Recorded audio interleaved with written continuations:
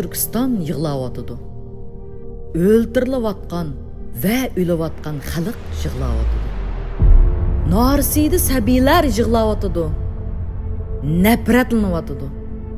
Sharq Turkiston nafratlanyotidi. Shahidlarimizning ruhlari nafratlanyotidi.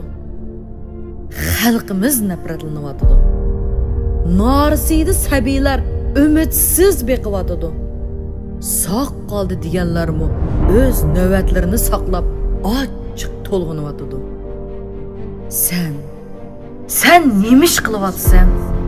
Hattoki bir imzoringdanmi qechib yuryapsan. Vatan millat yo'q bo'lish girdoviga berib qoldi. Buni bilamsan. Uyg'ur millati, O'g'iz avlodi mushundoqli qirilib tugamdi. Bu dunyodan yo'q bo'lamdi. Uyg'ur millatining 5000 yillik tarixi, madaniyati mushundoqli o'chirilib ketamdi. Undaqda sen kim? Sen qaysi millat, kimning avlodi? Sening bu sukuting seni saqlab qolaligini bilan butun bir millat yo'q bo'lishi mumkin.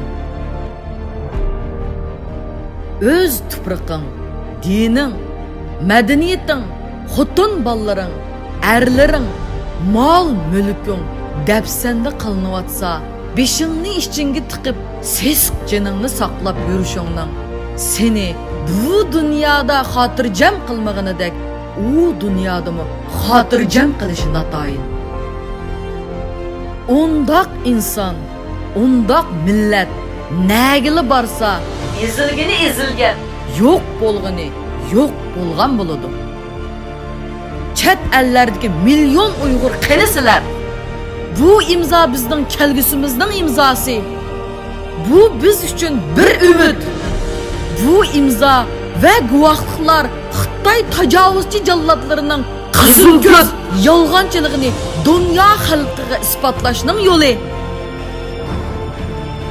Uyg'urligini unutmagan har bir vijdon egisi bir imzoringizni oyimang. Sekundlik guvohliklaringizni oyimang.